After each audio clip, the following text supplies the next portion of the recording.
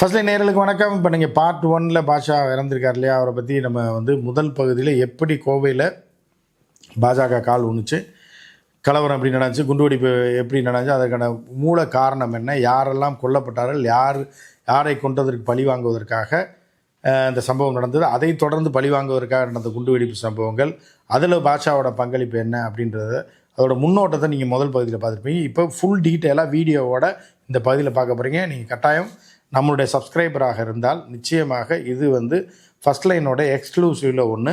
நிச்சயமாக அதை நீங்கள் வேறு எந்த சேனல்லையும் பார்க்க முடியாது. ஸோ இந்த வீடியோவை ஸ்கிப் பண்ணாமல் பாருங்கள் கடைசி வரைக்கும். நிச்சயமாக ஃபுல் டீட்டெயில் உங்களுக்கு ஒரு அதிர்ச்சி தரக்கூடிய ஒரு வரலாற்று பின்னணி வாய்ந்த ஒரு விஷயமாக உங்களுக்கு இருக்கும். சரிங்களா? சரி, இப்போ ஃபஸ்ட்டில் பார்த்தீங்க பாஷா எப்படி வந்தார், பாஷா ராமகோபாலனை அட்டாக் பண்ணது, அதுக்கப்புறம் சிறைக்கு போனது, எப்படி எதுக்காக கோவையில் நடந்த விஷயங்கள் எல்லாத்தையும் போட்டுறோம். அந்த லிங்க்கை நான் போடுறேன், வேணால் பார்ட் 1 நீங்கள் அதில் பார்த்துங்க. பார்ட் 2ல் நம்ம இப்போ ஆரம்பிப்போம். இப்போ பாஷா இப்போ 97ல் போலீஸ் செல்வராஜ் அவர்கள் கொலை செய்யப்பட்டது, வீட்டிலேயே வச்சு கத்தியால் குத்தி கொலை செய்யப்பட்டது. 2-3 முஸ்லீம் இளைஞர்கள் அவர்களை தாக்குதல் நடத்துவதற்காக நடந்த கலவரத்தில் 7 முஸ்லீம் இளைஞர்களை அடித்து கொல்லப்பட்டார்கள். அதுக்கப்புறம் ஒருத்தர் தீ வைத்து கொடூரமாக கோவை GHல் எரித்து கொல்லப்பட்டார் ஒரு முஸ்லீம் இளைஞர். அதற்கு பழி வாங்குவதற்காக மீண்டும் இவர்கள் பழி எடுக்கிறார்கள். இவர்கள் வச்சது தான் இந்த குண்டு வெடிப்பு. அதில் உள்ள இருந்தவர் தான் பாஷா, 25 வருடம். இன்னும் பலரும் அங்கே இருக்காங்க. அதில் முக்கிய குற்றவாளி 7-8 பேரில் ஒரு 4 பேர் இறந்துட்டாங்க. இப்போ பாஷாவும் இறந்துருக்கிறாங்க. சரியா? இப்போ பாஷா எப்படி அப்படின்னு பார்த்தீங்கன்னா, நம்ம ஏற்கனவே சொன்ன மாதிரி கோட்டைமேடு பகுதியின் தலைவனாக இருந்தவர் தான் பாஷா. ஸோ இந்த 1900களுக்கு இறுதியில் கோவையை பற்றி ஒரு வரலாறு பதிவு செய்யணும்னா அது பாஷா இல்லாமல் அந்த வரலாறு எழுத முடியாது. ஸோ அந்த மாதிரி அது நல்லதோ கெட்டதோ அது ஒரு பதிவாக நீங்கள் கொடுக்கணும் அப்படின்னா நிச்சயமாக பாஷா அதில் போட்டே ஆகும். ஸோ இப்போ பாஷாவுக்கு அடுத்து அல்லுமான்ற ஒரு கட்சி ஆரம்பிக்கிறாங்க, ஒரு இயக்கத்தை ஆரம்பிக்கிறாங்க. அந்த இயக்கம் தான் அது எப்போனா 93லே ஆரம்பிச்சதாக சொல்லப்படுகிறது. மீண்டும் பாம் பிளாஸ்ட் அந்த அல்லுமா இயக்கம் தான் முன்னணியிலிருந்து செய்து. ஸோ இதற்கு 2ஆம் இடத்துல இருக்கிறவர் அதே அல்லுமாவில் இருந்தவர் யாருன்னா அன்சாரி, கோவை அன்சாரி. இப்போ அன்சாரி சிறையில் இருக்கார், கோவை சிறையில்.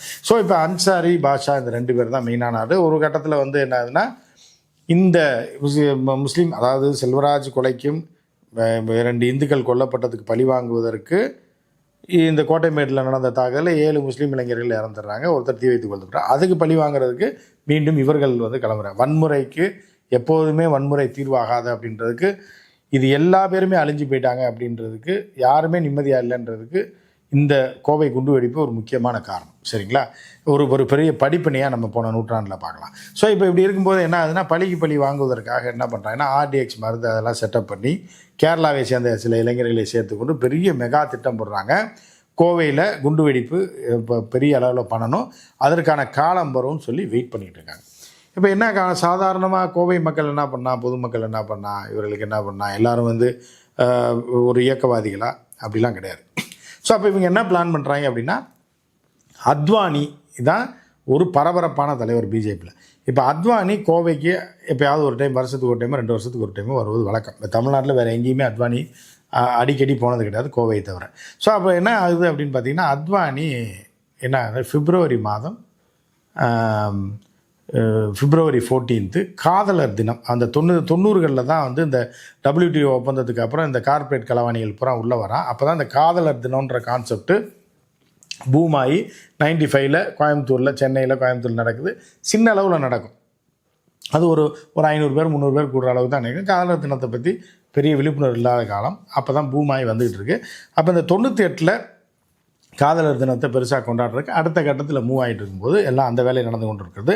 அன்று மாலை 4 மணிக்கு RS புரம் என்கிற பகுதியில் அத்வானி பொதுக்கூட்டத்தில் பேசுகிறதா பிளான். 4 to 4:30 பேசுகிறாரு, அப்புறம் திருப்பி உடனே ஃப்ளைட்டில் போகிறாரு அப்படின்ற மாதிரியான பிளானு. அதுக்கு முன்னாடி 3 மணிக்கு ஃப்ளைட்டு, 3-3:30 மணிக்கு ஃப்ளைட் அரைவல் ஆனவுடனே அவர் நேராக இங்கே கவர்மெண்ட் கெஸ்ட் ஹவுஸுக்கு வராரு. அது எங்கன்னா ஆர்மி ஏரியாவில் இருக்குது, புளியகுளம் பகுதியில் இருக்க கெஸ்ட் ஹவுஸுக்கு ரெஃப்ரெஷ் பண்ணிவிட்டு அங்கே போகிறாரு. 4 மணிலேருந்து 4:30 வரைக்கும், 4:45 வரைக்கும் பேசுகிறாரு. திருப்பி ரிட்டன் 5:30 மணிக்கு ஃப்ளைட்டு ஏறி அவர் டெல்லி போகிறதா அவரோட பிளான். ஸோ இவர் சென்னை வரும்போது என்ன ஆகுது அப்படின்னா, சென்னையில் ஒரு செய்தியாளருக்கு, அவர் தான் அந்த ரவி பெர்னாட்னு ஒருத்தர், உங்களுக்கு பழைய ஆள் தெரியும். ரவி பெர்னாட் அப்போதே விஜய் டிவியில் நான் ஒர்க் பண்ணிகிட்டு இருக்கும்போது என்னுடைய செய்தி ஆசிரியர். ஸோ அவர் என்ன பண்ணுறாரு அப்படின்னு பார்த்தீங்க அப்படின்னா, ஒரு பேட்டி அவருக்கு கொடுப்பதற்கு அத்வானி ஒத்துக்கொள்கிறார். அந்த பேட்டி எடுக்கிறதுக்கு ஒரு 1/2 மணி நேரம் லேட் ஆயிடுது. லேட் ஆனோடனே அப்போ ஃப்ளைட்டும் லேட்டு, அத்வானி வருகையும் லேட்டு. லேட் ஆன உடனே என்ன ஆகுது அப்படின்னு பார்த்திங்கன்னா, இப்போ தான் நான் வந்து இந்த காட்சிகளை நான் போடுறேன். இது எக்ஸ்க்ளூசிவ் காட்சி. இந்த காட்சியை நீங்கள் கட்டாயம் பாருங்கள். அதாவது நம்ம போன எபிசோட்லேயே நான் சொல்லியிருந்தேன், இந்தியாவிலே முதல் முறையாக அந்த காலகட்டத்தில், அதாவது இப்போ எல்லோரும் வராங்க, டிபேட்லாம் பார்த்துருப்பீங்க, ஒரு நியூஸ் ரீடர் டேபிளில் 4 பேர் உட்காந்துருப்பாங்க, மாற்றி மாற்றி கேள்விகளை கேட்பாங்க, இதெல்லாம் பார்த்துருப்பீங்க. அந்த காலத்தில் அதெல்லாம் கிடையாது. நியூஸ் ரீடர் எப்படி இருப்பாங்கன்னே யாரும் தெரியாது, அவங்களாம் ஸ்டாராக இருப்பாங்க. அதே மாதிரி பார்த்தீங்க அப்படின்னா நியூஸ் ஸ்டுடியோலாம் யாருமே போய் பார்க்கவே முடியாது. அந்த மாதிரியான காலகட்டத்தில் முதல் முறையாக ஒரு பத்திரிகையாளர், ஒரு நிருபரை, அந்த கம்பெனி நிருபரையை அந்த நியூஸ் ரீடரே பேட்டி எடுத்து போட்டது இந்தியாவில் முதல் முறையாக என்னைத்தான் எடுத்திருக்கிறார்கள் அப்படின்றத நான் பெருமைப்பட சொல்லிக்கிறேன். நான் ஃபஸ்ட் எபிசோடில் சொன்னேன். ஸோ அந்த வகையில் என்ன ஆச்சு அப்படின்னா, அந்த வீடியோ நான் போடுறேன் உங்களுக்கு, அதில் பாம் பிளாஸ்ட் காட்சியில் நான் போடுறேன். ஸோ இப்போ இதில் என்ன ஆகுது அப்படின்னா, அத்வானி வராரு. அத்வானி லேட்டாக வந்தோடனே என்னன்னா 18 இடத்துல பாம் வைக்கிறாங்க. அதுவும் பவர்ஃபுல்லான பாம். காந்திபுரம் அப்படின்ற பகுதி, பஸ் ஸ்டாண்டு பக்கத்தில், அங்கே ராஜராஜேஸ்வரி டவர்னு ஒரு இடம். அதுக்கப்புறம் இந்த பக்கம் பார்த்தீங்க அப்படின்னா ஆர்எஸ்புரத்தில் அத்வானி பேசக்கூடிய மேடைக்கு எய்த்தாப்பில் 100 மீட்டருக்கு முன்னாடி, 100 மீட்டருக்கு பின்னாடி, லெஃப்ட்டில், ரைட்டில் 4 பக்கம் வைக்கிறாங்க. அதுக்கப்புறம் ஒரு ஆர்டிஎக்ஸ் 70 கிலோ கொண்ட ஆர்டிஎக்ஸ் பவர்ஃபுல்லான வெடிமருந்தை வைத்த ஒரு ஃபியட் கார். அந்த கார் வந்து ஒரு அத்வானி பேசுகிறதுக்கு ஒரு 200 மீட்டர் தாண்டி ஒரு சந்தில் நிறுத்தி வச்சுருக்காங்க ஓரத்தில். இப்படி வந்து அத்வானி வந்து மேலே தாக்குதல் நடத்தி அவர் இந்த பக்கம் வந்தாலும் இங்கே பாம்பு அடிக்கும், அந்த ரோட்டில் போனால் அங்கே ஒரு குறிப்பிட்ட இடத்துல வெடிக்கும், அதையும் தாண்டி போயிட்டால் பஸ் ஸ்டாண்டுக்கிட்ட பாம்பு அடிக்கும். இப்படி நகர் முழுவதும் ஏர்போர்ட் போகிறதுக்குள்ளே அத்வானி எப்படி முடிச்சிடணும் அந்த பரபரப்பில் அப்படின்ற மாதிரியான திட்டங்களை அவர் போடுறாங்க. அது போக மனித வெடிகுண்டுகளாகவும் சிலரை நிறுத்தி வைத்திருக்காங்க. அத்வானி தப்பிச்சாலும் வண்டியில் விழுந்து அந்த வண்டியோட காலி பண்ணணுண்டு. ஸோ இப்படி இருக்கும்போது இப்படி ஒரு பயங்கரமான மாஸ்டர் பிளான், இதை கோவை காவல்துறை அதை பற்றி பெரிய கோட்டை விட்டாங்க அப்படின்றது தான். உளவுத்துறை மிகப்பெரிய ஃபெயிலியர் ஆயிடுச்சு இந்த விஷயத்தில் கோவையில். ஸோ அப்படி இருக்கும்போது என்ன ஆகுதுன்னா, அத்வானி வர லேட்டான எல்லாமே பல டைம் பாம்புகளை செட் பண்ணுறாங்க 10 இடத்துல. செட் பண்ணும்போது அதே மாதிரி இந்த ஆர்டிஎக்ஸ் 70 கிலோ வச்சுருந்தாங்களா, அதுவும் டைம் பாம்பு. ஸோ அப்படி செட் பண்ணும்போது என்ன ஆகுது அப்படின்னு பார்த்தீங்கன்னா, அட்வான்ஸாக வெடிச்சிருது. ஏன்னா 4 மணிக்கு அத்வானி வராரு, 4:15 இவங்க எல்லாம் செட் பண்ணி வச்சுருக்காங்க. ஆனால் வந்து என்ன ஆகுது அப்படின்னு பார்த்தீங்கன்னா, வெடிச்சிருது. அத்வானி ஃப்ளைட் அரைவிலே 4:30 மணிக்கு தான். அப்போ நாங்கள் ஏர்போர்ட்டில் இருக்கோம். ஏர்போர்ட்டில் இருக்கும்போது சிட்டிக்குள்ளே வெடிகுண்டு சவுண்டு கேட்குது. அப்போ உளவுத்துறையை சேர்ந்து அவர் இப்போவும் இருக்கார், ஒரு இன்ஸ்பெக்டராக இருந்து அப்புறம் ரிசைன் பண்ணிட்டார். அவர் அப்போது வந்து அங்கே காவலராக இருக்கார், ஏட்டாக இருக்கார், எதுனா உளவு பிரிவு ஏட்டாக இருக்கார். அவர் உடனே வந்து அப்போது செல்ஃபோன் வச்சுருந்த நான் இன்னும் ரொம்ப சொற்ப நிருபர்கள் தான், 1-2 பேர் தான் வச்சுருந்தோம். இப்போ எனக்கு தகவல் சொல்கிறாரு, இந்த மாதிரி சிட்டியில் பாம் பிளாஸ்ட் ஆகிடுச்சு அப்படின்னோடனே, நான் அவர் சொன்ன தகவலை எடுத்து உடனடியாக ஒரு ஜீப் எடுத்துகிட்டு நேராக வந்து எங்கே போகிறோம் அப்படின்னா, அத்வானி வருவதாக சொல்லக்கூடிய அந்த கெஸ்ட் ஹவுஸுக்கு போகிறோம். ஆனால் அத்வானி வந்து அங்கேருந்து வரலை. சரியா வரலை. அதுக்குள்ளே அங்கே இருக்கார, டிலே ஆகுது 1/2 hour. அதுக்கப்புறம் பார்த்தா சிட்டியில் டம்முன்னு பயங்கரமான சத்தத்துடன், இதுவரை அந்த சத்தத்தை அப்போதும் கேட்டதில்லை, அதுக்கு பிறகும் நான் நேரில் கேட்டதில்லை. அந்த மாதிரியான பாம்பு வெடிக்குது. அந்த பாம் பிளாஸ்ட்டை நாங்கள் கவர் பண்ணுறோம். அது தொடர்பான ஒரு வீடியோ போடுறேன், பழைய விஜய் டிவி வீடியோ, நான் கொடுத்த பேட்டி, அதை பார்த்துருங்க. அதுக்கப்புறம் நம்ம தொடரலாம்.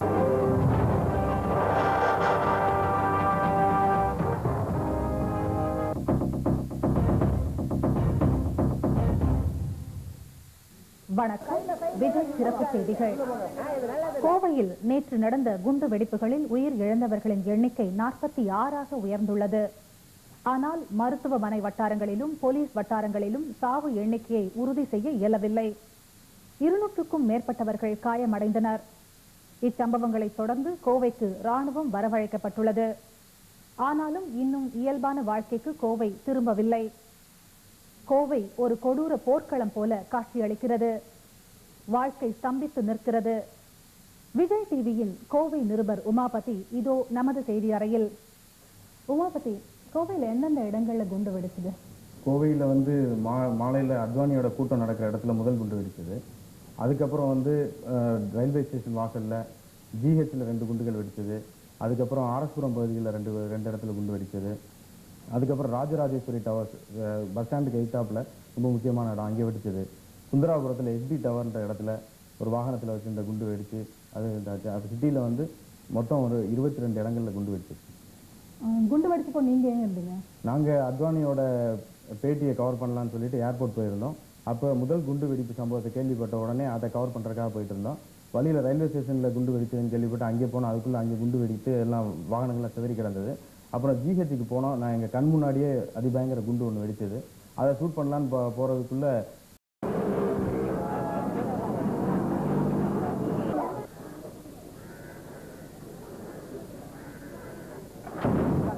குண்டு வெடிக்கிற ஒரு ஷாட் எடுத்திருக்கீங்க. அது எப்படி உங்களுக்கு குண்டு வெடிக்க போகுதுன்னு எப்படி தெரியும்? இல்லை, ஆக்சுவலாக வந்து அங்கே ஆர்எஸ்புரத்தில் ஏற்கனவே ஒரு குண்டு வெடிச்சிருந்தது. நாங்கள் ஒவ்வொரு இடமா கவர் பண்ணிவிட்டு அங்கே போனோம்.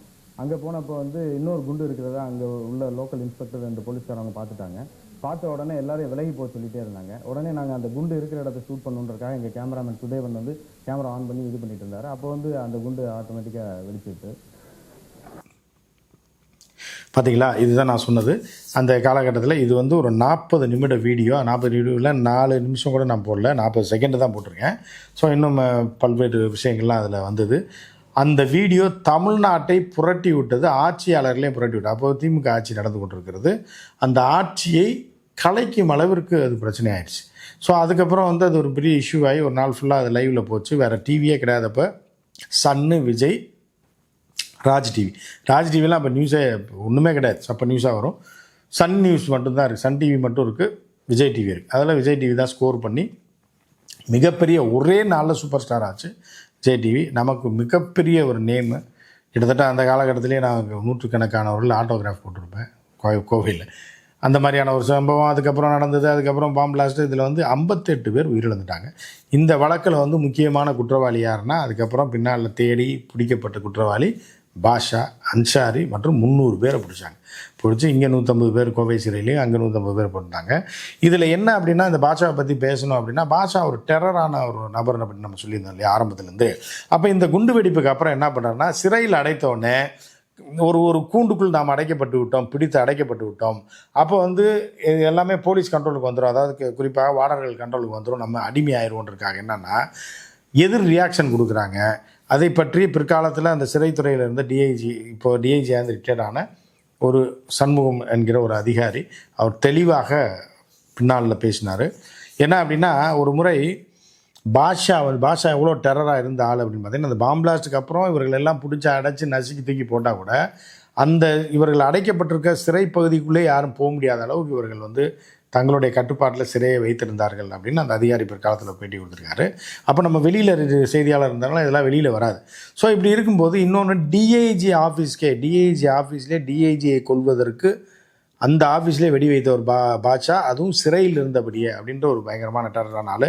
அதாவது பாஷா ஒரு முறை வந்து கோயம்புத்தூரில் ஒரு கேஸில் ஆஜராக்கிட்டு சென்னை சிறைக்கு கொண்டு போகும்போது அவர் போமாட்டேன் நடம்பிடிக்கிறார். கோயம்புத்தூரில் கையும் காலையும் பிடிச்சி தூக்கி போட்டு கொண்டு போகிறாங்க. போனோடனே இவர் சென்னையில் போய் இவர் இறங்கிய ஒரு 4வது மணி நேரத்தில் என்ன ஆகுது அப்படின்னா, அந்த சிறைத்துறை டிஐஜி ஆஃபீஸ் வாசலில் பாம்பு வச்சிடறாங்க. அதில் அவருடைய ஆர்டர்லேயே இறந்து போயிடுறாரு. அவர் வீட்டில் போய் தூங்கிட்டு லேட்டாக வர்றதுனால அவர் உயிர் பிழைச்சார். அப்படின்னா எப்படி இருக்குன்னு பாருங்கள். டிஐஜி வந்து உன்னை கையை காலையும் கட்டி தூக்கி போடுறாரு, உன்னை என்ன பண்ணுறேன் பாரியா அப்படின்ட்டு அடுத்த நாளே அவர் வீட்டில் அவரோட ஆஃபீஸில் பாம்பு வச்சு 2 பேர் இறந்து போயிடுறாங்க. ஒருத்தர் இறந்துறாரு, ஒருத்தர் ஃபுல்லாக எரிஞ்சிடுறாரு. டிஐஜி லேட்டான தான். டிஐஜிக்கே இந்த நிலைமைனா இந்த இப்போ எவ்வளோ பேர் பயந்துகிட்டு இருந்திருப்பாங்க. வார்டன்னு, அந்த சாதாரண காவல்துறையினர்லாம் உள்ள சிறைத்துறை இருக்கவரெலாம் எப்படி பயந்துட்டு இருந்திருப்பாங்கன்னு நீங்கள் பாருங்கள். அப்படி ஒரு டெரர் தான். இந்த டிஐஜி அலுவலகத்தில் பாம்பு வச்சதுக்கப்புறம் தான் பாஷாவை டோட்டலாக டைட் பண்ணி தூக்கி நசுக்கி அப்படி மன்னிப்பு கேட்டு கதறக்கூடிய அளவிற்கு ஆக்கி விட்டாங்க காவல்துறையினர். என்ன பண்ணிட்டாங்க அப்படின்னா, அதையும் அந்த அதிகாரி தான் சொல்லியிருக்காங்க, நம்ம சொல்லலை. என்னென்னா, அவர் தரக்கூடிய எல்லா சலுகையும் கட் பண்ணி ஒரு தனிமை சிறை மாதிரி வச்சு இவர்கள் ஒருத்தர் சேர விடாமல் மிகப்பெரிய இது பண்ணதுக்கப்புறம் பாஷா ஒரு கடிதம் எழுதுகிறார். அந்த கடிதம் பிற்காலத்தில் எங்களுக்கு வந்தது. என்னென்னா, பத்திரிகையாளர்களுக்கு வந்தது. முதலமைச்சருக்கு ஒரு கடிதம் எழுதுகிறார் பாஷா. என்ன எழுதுகிறாரு அப்படின்னா, இதற்கு முன்பு நான் ஒரு விஷயம் சொல்கிறேன்ல, பாஷாவை நம்ம கோயம்புத்தூரில் இருந்தப்போ 2-3 முறை சந்தித்திருக்கிறோம்.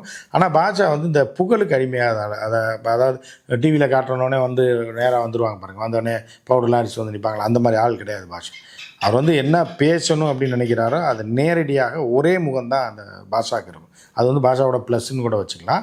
மைனஸ் பல விஷயங்கள் இருந்தால் கூட சொன்ன மாதிரி இதுதானே இது யாருக்கும் வந்து ஜால்ரா போடுறது, பத்திரிக்கை வாங்க தம்பி அப்படின்றது இந்த பேச்சே கிடையாது. மிகவும் மரியாதை பிடிப்பாக, மிக அன்பானவர். ஆனால் ஸ்ட்ரைட்டாக ஒரே வார்த்தையில் பேசி சொன்னதை செய்வார், செய்வதை சொல்வார்ன்ற மாதிரியான ஒரு நபர் தான் பாஷா. ஸோ அப்படி இருக்கும்போது என்ன ஆகுது அப்படின்னா, இந்த இப்போ இதில் டிஐஜி கொண்டோடனே கவர்மெண்ட்டும் காண்டாயிருது. டிஜிபி வரைக்கும் பெரிய பிரச்சனையானதுக்கப்புறம் டைட் பண்ணுறாங்க பாஷாவை. அதுக்கப்புறம் அவரே ஒரு மன்னிப்பு கடிதம் அரசுக்கும் பத்திரிகையாளருக்கும், நான் வந்து இனிமே அல்லாவின் மீது ஆணையாக தமிழ்நாட்டில் எங்கேயுமே குண்டு வெடிக்காது. ஏன்னா அதுக்கு நான் வந்து இந்த அல்லுமா தலைவர் என்கிற வகையில் நான் அதற்கு உத்தரவாதம் தருகிறேன்னு ஒரு லெட்டர் எழுதி போட்டார். அதனால் மன்னித்து விடுமாறுன்னு கலைஞருக்கு ஒரு லெட்டர் எழுதி போட்டாங்க. அப்புறம் அது சைலண்ட் ஆகிடுச்சு. கலைஞர் எந்த ரியாக்ஷன் கொடுக்கல. இது பத்திரிகையிலலாம் வந்து எக்ஸ்க்ளூசிவ் செய்தியாக அந்த காலகட்டங்களில் இது 99 வந்தது. ஸோ 98 ஆமாம் 98 எண்டில் பிப்ரவரியில் பாம்பு பிளாஸ்ட், அந்த எண்டில் இந்த மாதிரி சம்பவம் நடக்குது.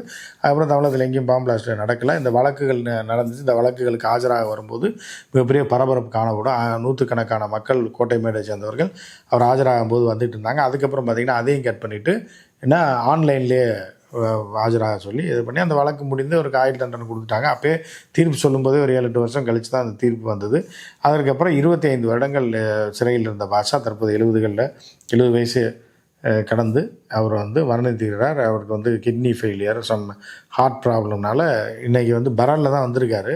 வந்து ப்ரைவேட் ஹாஸ்பிட்டலில் ட்ரீட்மெண்ட் எடுக்கும்போது பாஷா இன்று உயிரிழந்திருக்கிறார். அதாவது நேற்று உயிரிழந்திருக்கிறார். திங்கட்கிழமை மாலை உயிரிழந்திருக்கிறார். அந்த ஏரியா மக்கள்லாம் வந்து அவர் ஒரு தலைவராக அவரை நினைத்து கொண்டிருந்தவர்கள் எல்லோருமே வந்து மிகப்பெரிய ஒரு கூட்டத்தில் வந்து அவருக்கு அஞ்சலி செலுத்தியிருக்கிறாங்க. அவங்க அவருடைய ஆதரவாளர்களும் அவர் கட்சியை சேர்ந்தவர்களும் அவருடைய ஆதரவாளர்களும் பெருமளவில் திரண்டு அவருக்கு வந்து மிகப்பெரிய ஒரு இதை செஞ்சுருக்காங்க. அதனால் என்ன அப்படின்னா இது மத ரீதியான விஷயம். குண்டு வைத்தது அவர் தீவிரவாதியா இல்லையா? தீவிரவாதி. குண்டு வைத்தவர் தீவிரவாதி தானே, அவருக்கு வந்து ஒரு இது கொடுத்துருக்காங்க, இப்போ ஆயுள் தண்டனை கொடுத்துருக்காங்க அப்படின்றதெல்லாம் தாண்டி என்ன அப்படின்னா இந்த மனித இனத்தில் ஒவ்வொருத்தரும் ஒவ்வொரு கேரக்டர், ஒவ்வொரு படைப்பு ஒவ்வொரு மாதிரி இருக்கும். ஒவ்வொருத்தருக்கு விதிக்கப்பட்டது அப்படின்ற மாதிரிலாம் இருக்கும்ல. இவர் இப்படி தான் இருப்பார், அவர் இப்படி தான் இருப்பார்ன்ற மாதிரி 1900 எண்டில் நான் ஏற்கனவே சொன்ன மாதிரி கோவை வரலாறை எழுதணும் அப்படின்னா அது நல்லவர்களோ கெட்டவர்களோ, அது மதவாதிகளோ தீவிரவாதிகளோ, அது என்னன்னு இல்லை, இந்த 5 பேரை விட்டு எழுத முடியாது. இதுக்கெல்லாம் மூல காரணமாக இருந்த, அதாவது மத ரீதியான பிரச்சனைகள் பேசிய மு ராமநாதன், அதே மாதிரி பாஷா, அன்சாரி, இந்த பக்கம் பார்த்திங்க அப்படின்னா ராமகோபாலன், அதுக்கப்புறம் கடைசியாக இருக்கக்கூடிய அர்ஜுன் சம்பத், இவர்கள் எல்லாமே அந்த 1900 எண்டில் உள்ள வரலாறு எழுதணுன்னா நிச்சயமாக இவர்கள் 5 பேரை விட்டுட்டு எழுத முடியாது அப்படின்றதான் அதில் பாஷா வந்து பிரதானமானவர். பாஷா இப்போது சிறையிலேருந்து 25 ஆண்டுகள் அது தண்டனை அனுபவித்து பிற்காலத்தில் அமைதியாகிட்டார்.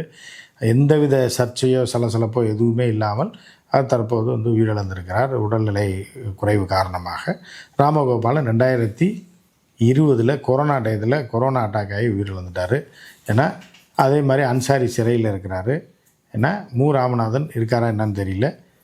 இப்போ இருக்கக்கூடிய கடைசி இளைஞராக இருக்கக்கூடிய இப்போ அர்ஜுன் சம்பத் மட்டும்தான் அந்த கூட்டத்தில் மீதியாக இருக்கார். மற்றும் ஒரு நிகழ்ச்சியில் சந்திப்போம். நன்றி, வணக்கம்.